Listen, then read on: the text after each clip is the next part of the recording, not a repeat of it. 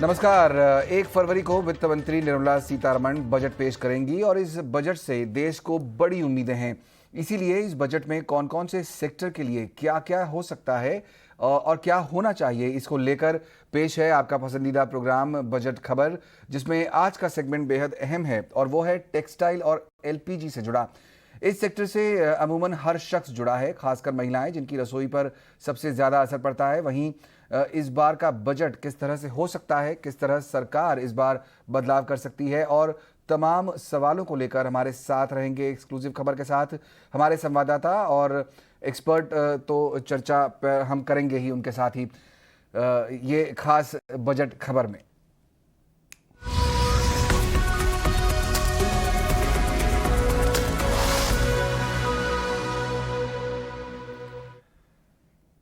और PLI scheme के बाद टेक्सटाइल सेक्टर के लिए बजट में और राहत मिल सकती है। ज्यादा डिटेल्स के साथ मेरे सहयोगी समीर दीक्षित जुड़ रहे हैं।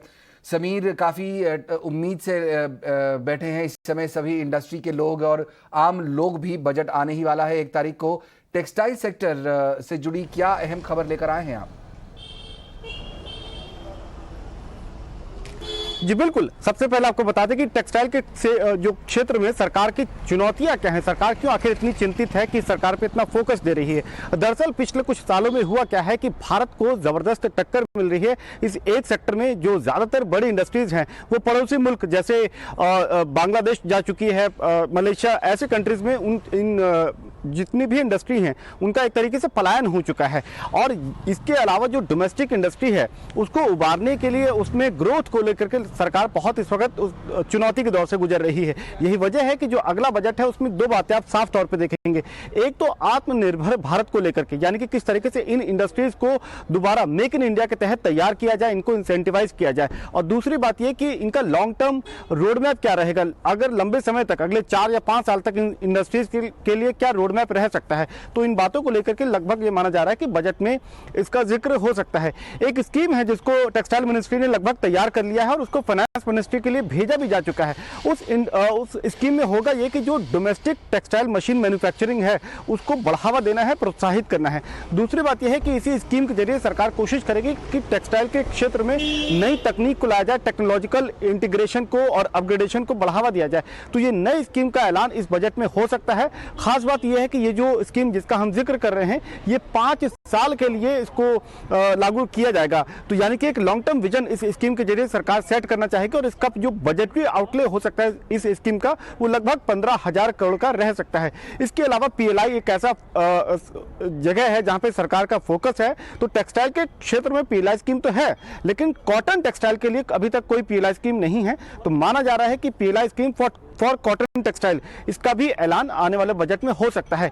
तीसरी अहम बात यह है कि जो इंपोर्ट ड्यूटी टेक्सटाइल में लगती है, जो तकरीबन 11% है, उससे पूरी इंडस्ट्री को लगभग एक तरीके का एक चुनौती है वो। तो सरकार चाहेगी कि ये जो इंपोर्ट ड्यूटी है इसमें कुछ हद तक राहत दे या इसको काफी कम करे। तो उसका भी ऐलान बजट में हम उम्मीद कर रहे हैं। और चौथी बड़ी बात है जो एक्सपोर्ट इंसेंटिव स्कीम है, ROSCTL और RODTEP स्कीम, तो इन स्कीम को भी सरकार आगे जारी रखना चाहेगी और उसका ऐलान बजट में कर सकती है सरकार, जिसको जो मदद है, आर्थिक मदद, तकरीबन 5,000 करोड़ की मदद के जरिए सरकार की कोशिश ये होगी कि इन एक्सपोर्ट इंसेंटिव स्कीम को आगे आने वाले सालों में भी जारी रखा जाए। तो ऐसे कुछ बड़े ऐलान हम टेक्सटाइल के क्षेत्र में देख सकते हैं। बिल्कुल, तो एक अहम सेक्टर है हमारी इकोनॉमी के लिए भी, आम लोगों से भी इसका वास्ता है। और टेक्सटाइल सेक्टर पर अगर सरकार कोई कदम उठाती है तो उसका असर सभी को मिलेगा। बहुत बहुत शुक्रिया समीर उस एक्सक्लूसिव खबर के लिए। हम भी लगातार फोकस करते रहेंगे कि बजट में किस तरह के ऐलान आते हैं और उम्मीद करेंगे कि जिस तरह की खबर समीर लाए हैं वो उसको वित्त मंत्री सुन रही हों और आम लोगों की मदद ही यहाँ से की जाए। लेकिन बजट में सबका फायदा होगा ऐसा होता लगता नहीं है, क्योंकि किचन का बजट हो सकता है कि इस बार बढ़ जाए। ईटी नाउ स्वदेश को एक्सक्लूसिव जानकारी मिली है सूत्रों के हवाले से कि बजट में एलपीजी सब्सिडी में भारी कटौती हो सकती है। हमारे सहयोगी प्रकाश प्रियदर्शी हमारे साथ जुड़ रहे हैं इस खबर को बताने के लिए। प्रकाश, क्या खबर लगती है आपको, क्या लगता है इस बार सब्सिडी कम कर दी जाएगी? देखिए, सूत्रों के हवाले से जो जानकारी हमें मिली है उसके हिसाब से सरकार आगामी बजट में एलपीजी सब्सिडी एलोकेशन में बड़ी कटौती करने वाली है। इसमें 50% से भी ज्यादा की कटौती की जा सकती है। सूत्र हमें बता रहे हैं कि फाइनेंशियल ईयर 2023 के लिए जो कुल एलपीजी सब्सिडी का एलोकेशन होगा वो सिर्फ 6,000 करोड़ रुपए के आसपास हो सकता है, जो कि पिछले साल के मुकाबले 50% से भी कम है। पिछले बजट में सरकार ने एलपीजी सब्सिडी के तौर पर करीब 14,000 करोड़ रुपए की घोषणा की थी। सूत्र हमें बता रहे हैं क्योंकि पिछले साल भर से भी ज्यादा समय से सभी कंज्यूमर को एलपीजी सब्सिडी का भुगतान सरकार नहीं कर रही है। कुछ एरिया में जो कि रिमोट एरियाज है वहां पर सब्सिडी की कुछ रकम जो है कंज्यूमर को दी जा रही है, वो भी 30 रुपए या 50 रुपए के आसपास। लेकिन वो एलपीजी सब्सिडी नहीं है, वो ट्रांसपोर्टेशन सब्सिडी है। लिहाजा जो सब्सिडी आउटगो है वो नेग्लिजिबल हो गया है। लिहाजा पेट्रोलियम मंत्रालय ने सिर्फ 6,000 करोड़ रुपए की ही मांग की है। इसका मतलब यह है कि सरकार ने ये इंटेंशन क्लियर कर दिया है कि आगामी वित्त वर्ष में भी यानी कि वित्त वर्ष 2023 में भी कंज्यूमर को एलपीजी सब्सिडी का फायदा नहीं मिलने जा रहा है। सूत्र हमें भी बता रहे हैं कि एक और रणनीति बनाई गई है जिसके हिसाब से मान लीजिए कि ग्लोबल मार्केट में एलपीजी की कीमतों में काफी बढ़ोतरी होती है। उसको देखते हुए जो सरकारी तेल कंपनियां हैं वो कुछ समय तक इसका नुकसान वहन करेंगी और जब एक बार कीमतें नॉर्मल हो जाएंगी, कम हो जाएंगी, तो फिर वो अपने नुकसान की भरपाई जो है वो कर सकती हैं और ये रणनीति अभी भी अप्लाई की जा रही है। इसके अलावा सूत्र हमें भी बता रहे हैं कि सरकार जो है एलपीजी खरीद के मामले में एक पैरिटी ला सकती है, यानी कि सरकारी कंपनियां जो है या प्राइवेट कंपनियां हैं उनमें एक समानता लाई जा सकती है। अभी ये हो रहा है कि अगर प्राइवेट कंपनी एलपीजी इंपोर्ट करती है तो उन्हें 5% इंपोर्ट ड्यूटी देना होता है, लेकिन सरकारी कंपनियों को इंपोर्ट ड्यूटी नहीं देना होता है। लिहाजा एक लेवल प्लेइंग फील्ड देने के लिए ये पैरिटी लाई जा सकती है। शुक्रिया इस पूरी जानकारी के लिए प्रकाश। तो देखना होगा कि अगर एलपीजी सब्सिडी कम होती है तो जाहिर तौर पर आम लोगों पर इसका असर पड़ सकता है। ईटी नाउ स्वदेश अपने दर्शकों के लिए बजट को लेकर एक खास सीरीज लेकर आया है। देश के पूर्व वित्त राज्य मंत्री और मौजूदा सांसद जयंत सिन्हा ने बजट को समझने में हमारी मदद की है। उन्होंने बिल्कुल आसान भाषा में बजट की भारी भरकम शब्दावली को डिकोड किया है।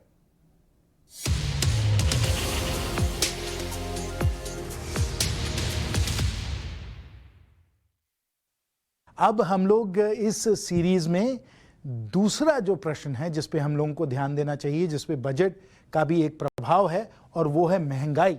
और जब भी मैं साथियों जाता हूं, लोगों से बातचीत करता हूं बजट के बारे में, अर्थव्यवस्था के बारे में, सबकी नज़र महंगाई पे रहती है और सबको घर चलाना है, सबको खर्चे करने हैं। तो सब लोग जानना चाहते हैं कि बजट के कारण महंगाई बढ़ेगी कि महंगाई पे और बेहतर आप लोग लगाम लगा पाएंगे। तो आज चलिए थोड़ा हम लोग महंगाई पे ध्यान देते हैं। महंगाई में कई सारे हिस्से हैं जिसको हम लोगों को समझना जरूरी है। इसके कई भाग हैं। पहली बात तो यह है कि हम लोगों को जो कड़वा तेल वगैरह है, जो तेल है जिसमें घर में रसोई में जिसमें उपयोग किया जाता है, उसमें क्या वृद्धि हुई है, उसमें क्या बढ़ोतरी हुई है। और इस ग्राफ से आपको स्पष्ट नजर आ रहा है कि पिछले कुछ वर्षों में यहाँ बढ़ोतरी हुई है। जो पहले 117-120 के आसपास थे, अब वो करीब 200 के आसपास हो रहे हैं। इसमें महंगाई जरूर बढ़ी है। हम लोग अब पेट्रोल की कीमत देखते हैं। पेट्रोल की कीमत में भी महंगाई हुई है। जहां 70-75 पर लीटर हम लोगों का पेट्रोल आ रहा था, अब वो पेट्रोल जाकर कुछ 100 के आसपास आने लगा है। तो यहां भी महंगाई कुछ वर्षों में बढ़ी है। दाल की ओर जब हम नजर देखें तो यहां आपको नजर आएगा कि महंगाई पे पूरी तरीके से लगाम लगाई गई है। और जो भाव थे 2019 में, लगभग आज भी दाल में वही भाव हैं। तो यहां महंगाई पे लगाम लगाई गई है। और इसको हम लोग अगर कुल मिलाकर देखें, मैंने आपको कुछ वस्तुओं के मैंने भाव दिए। मैंने आपको तेल के बारे में बताया, मैंने आपको पेट्रोल के बारे में बताया, मैंने आपको दाल के बारे में बताया। लेकिन जब हम लोग पूरी तरीके से इसको समझना चाहते हैं, कुल मिला के समझना चाहते हैं, तो इसे आप समझिए कि एक थाली है। जब आप घर के खर्चे करते हैं तो आप सिर्फ तेल तो नहीं खरीदते हैं, आप सिर्फ पेट्रोल तो नहीं खरीदते हैं, आप बहुत सारी चीज़ें खरीदते हैं। और अगर हम लोग देखें कि जो कंज्यूमर प्राइस इंडेक्स है, जिसके द्वारा हम समझने की कोशिश करते हैं कि महंगाई किस रफ्तार से बढ़ रही है, किस तेज़ी से बढ़ रही है, तो उसमें कई सारे ऐसे चीज़ें हैं जिनको हम लोगों को समझना चाहिए। खाने पे तो खर्चा है ही, 46% जो हम लोग कंज्यूमर प्राइस इंडेक्स में देखते हैं उसमें खाने पीने की जो वस्तुएं हैं उस पर ध्यान देते हैं, लेकिन उसमें सिर्फ सब्जी नहीं है, उसमें अनाज भी है, उसमें तेल भी है, उसमें अंडा भी है, उसमें दही भी है, उसमें दूध भी है, ये कई सारी चीज़ें हैं। साथ साथ हम लोग देखते हैं कि आप रहने के लिए आप जिस घर में हैं उस पर आपका कितना खर्चा हो रहा है, फ्यूल में आपका कितना खर्चा हो रहा है, हेल्थ केयर में आपका कितना खर्चा हो रहा है। तो इसको आप समझिए कि अगर हमें महंगाई को समझना है, महंगाई में अगर एक चीज़ अगर बढ़ गई है तो उससे महंगाई का हम लोगों को पूरा एहसास नहीं होता है, हमें महंगाई नहीं समझ में आती है। महंगाई हमें तभी समझ में आती है अगर हम आपके सब खर्चों को देखें, सब्जी खाने के लिए भी जो ले रही है उसके बारे में सोचें, पेट्रोल के बारे में सोचें, जो आप स्वास्थ्य में खर्चा कर रहे हैं उसके बारे में सोचें। तो इसको कुल मिलाकर हम लोग महंगाई को देखते हैं और देखते हैं इस पे लगाम है कि नहीं, इस पे कंट्रोल है कि नहीं, तब हम लोग जाकर महंगाई को हम लोग समझ पाएंगे। और इसलिए जब कुल मिलाकर सब आंकड़ों को मिलाकर सब खर्चों को देखकर हम लोग महंगाई पे नजर रखते हैं तो आप देखिएगा कि महंगाई हर वर्ष काफी कम बढ़ रही थी। ये सही है कि कोविड के समय महंगाई 6% आ गई थी, लेकिन अब फिर महंगाई गिरने लग गई है, अब 5% ही है। यानी कि अगर आप पहले 100 रुपए घर चलाने के लिए खर्चा कर रहे थे तो 5% का ही उसमें ग्रोथ हुआ है, 5% से ही भी बढ़ा है। तो जो आपके 100 रुपए के खर्चे थे अब वो 105 रुपए के खर्चे हो गए हैं। तो इसको हम लोग महंगाई कहते हैं।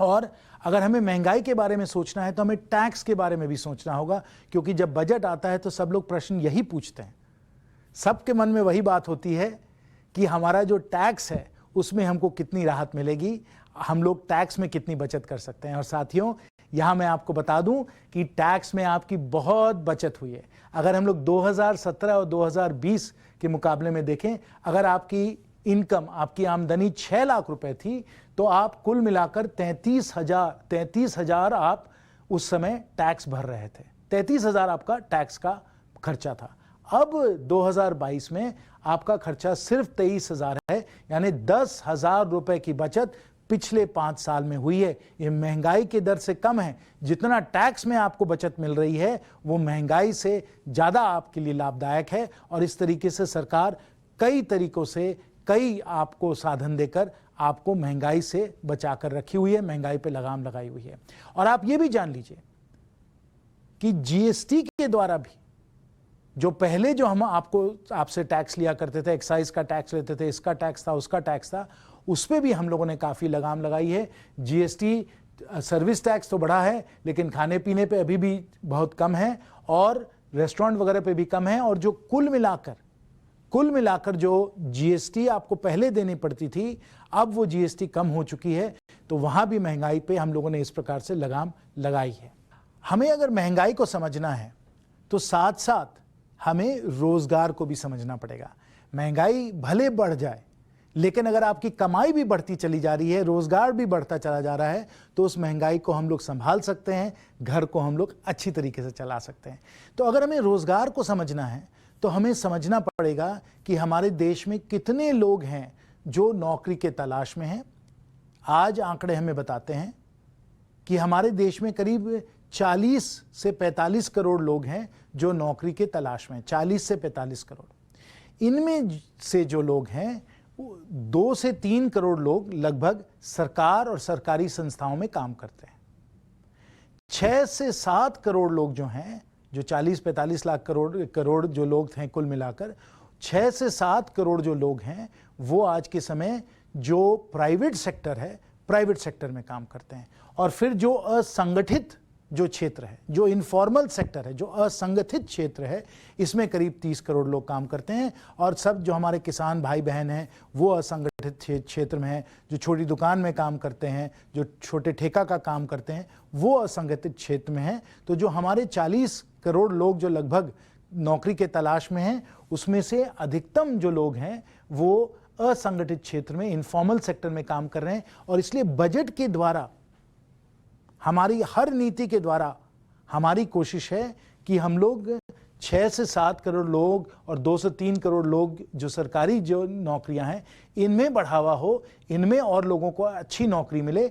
और साथ साथ जो असंगठित क्षेत्र में लोग काम कर रहे हैं उनको भी सब जो आपको लाभ संगठित क्षेत्र में मिलते हैं, जो आपको बेनिफिट संगठित क्षेत्र में मिलते हैं, जैसे कि पेंशन, हेल्थ केयर, ये सब जो आपको मिल रहा है, ये सुविधाएं जो असंगठित क्षेत्र में लोग हैं इनको भी दिया जाए। साथियों, अगर हम लोग रोजगार को बहुत मजबूत बनाएं, अगर लोगों को रोजगार का सृजन का पूरा अवसर मिले, तो महंगाई कम भी रहेगी और ज़्यादा चुभेगी भी नहीं, क्योंकि आपकी तनख्वाह, आपकी आमदनी बढ़ते चली जाएगी, रोजगार का सृजन होता चला जाएगा और आप अपने जीवन में तरक्की करते रहेंगे।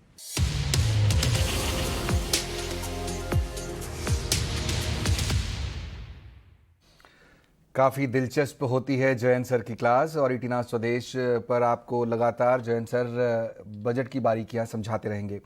चलिए आगे बढ़ते हैं। पिछली बार वित्त मंत्री निर्मला सीतारमण ने पेपरलेस बजट पेश किया था, यानी कि डिजिटल तरीके से टैब से बजट पढ़ा। संदेश साफ था कि देश डिजिटल इंडिया की तरफ तेजी से कदम बढ़ा रहा है, और यही वजह थी कि पिछली बार के बजट में डिजिटलाइजेशन को बढ़ावा देने के लिए भी अच्छा खासा बजट रखा गया था।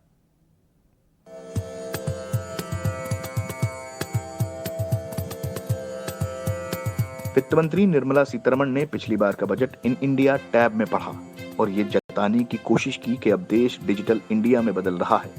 यही वजह है कि उन्होंने डिजिटल सेक्टर के लिए काफी ऐलान किए। बजट भाषण में वित्त मंत्री ने डिजिटल इंडिया के लिए 3700 करोड़ रुपए का प्रावधान किया। इसके लिए साल 2021 और 22 के दौरान data analytics, artificial intelligence, machine learning चालित MCA 21 वर्जन 3.0 शुरू करने का भी ऐलान किया। बजट में भुगतान के डिजिटल लेन देन को बढ़ावा देने के लिए 1500 करोड़ रुपए मंजूर किए। वहीं ये भी तय किया गया कि जो लोग 95% लेन देन डिजिटल माध्यम से करते हैं, उनके लिए बजट में सरकार ने टैक्स ऑडिट लिमिट 5 करोड़ रुपए से बढ़ाकर 10 करोड़ रुपए कर दी।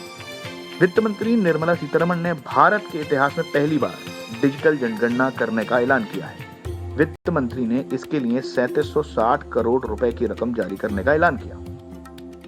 डिजिटलाइजेशन को बढ़ावा देने के साथ ही बजट में स्टार्टअप्स को प्रोत्साहित करने के लिए कई ऐलान किए गए, जैसे कंपनियों की टैक्स में छूट की समय सीमा 1 साल और बढ़ाई गई। जीएसटी के सरलीकरण को लेकर भी कई ऐलान किए गए। पिछली बार वित्त मंत्री ने बताया था कि कोरोना के दौर में भी देश में रिकॉर्ड जीएसटी कलेक्शन हुआ था। वित्त मंत्री निर्मला सीतारमण ने साल 2021 और 22 के बजट में एक विवाद समाधान समिति गठित करने का प्रस्ताव किया है। जिन लोगों की इनकम 50 लाख रुपए से कम है और 10 लाख रुपए तक की रकम पर टैक्स विवाद है, वे इस समिति के पास जा सकते हैं। वित्त मंत्री ने फेसलेस डिस्प्यूट रिसोल्यूशन पैनल बनाने को कहा। वहीं टैक्स को लेकर भी बड़े ऐलान हुए। बजट में मोबाइल कंपोनेंट्स पर कस्टम ड्यूटी 2.5% कर दी गई है। स्टील पर कस्टम ड्यूटी घटाकर 7.5% की गई है। नेफ्था पर सीमा शुल्क घटाकर 2.5% किया गया। 1 अक्टूबर 2021 से नए कस्टम ड्यूटी सिस्टम लागू करने का ऐलान हुआ। वहीं वित्त मंत्री निर्मला सीतारमण ने अपने बजट प्रस्तावों में सोने और चांदी पर इंपोर्ट ड्यूटी में भारी कटौती की घोषणा की थी। सोने और चांदी पर इंपोर्ट ड्यूटी में 5% की कटौती की गई थी, जहां सोने चांदी पर 12.5% इंपोर्ट ड्यूटी चुकाना पड़ता था। वहीं अब सिर्फ 7.5% इंपोर्ट ड्यूटी होगी। ईटीना स्वदेश। और अब एक नजर डालते हैं पिछले बजट पर और जानते हैं कि वित्त मंत्री ने पावर सेक्टर और गैस सेक्टर के लिए क्या क्या ऐलान किए थे।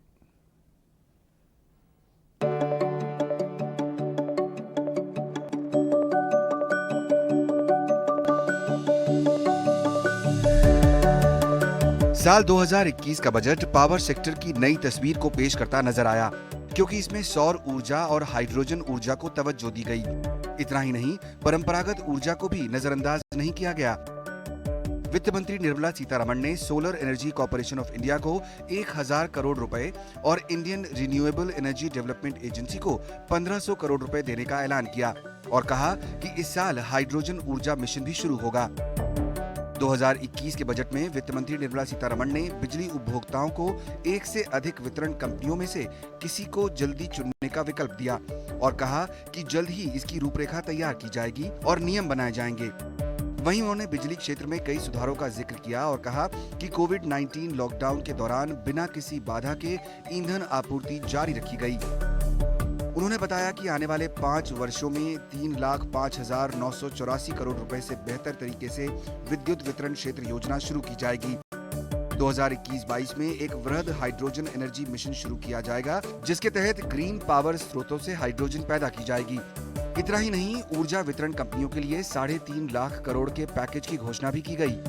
ऊर्जा क्षेत्र में विनिवेश के नए लक्ष्य भी तय किए गए। इनमें बीपीसीएल को 2021-22 में पूरा करने की बात की गई। वहीं उन्होंने बताया कि पिछले 6 सालों में स्थापित क्षमता में 139 गीगावाट का इजाफा किया गया है और 1,41,000 किलोमीटर ट्रांसमिशन लाइनें जोड़ी गई हैं।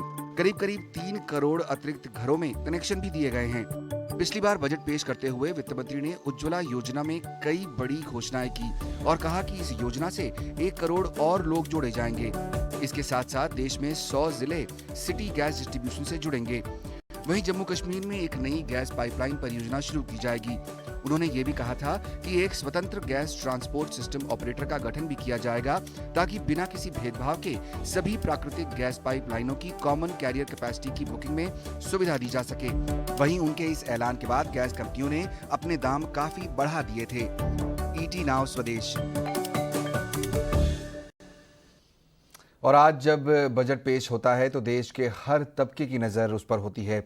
और एक दौर था जब देश में बजट ही नहीं आता था, लेकिन फिर कैसे ये बजट का किस्सा शुरू हुआ, कैसे ये बजट भारत का हिस्सा बना, ये कहानी है अविभाजित भारत की, जो 1857 की क्रांति से शुरू हुई और आज तक बदस्तूर जारी है। आप भी जानिए कहानी भारत के पहले बजट की।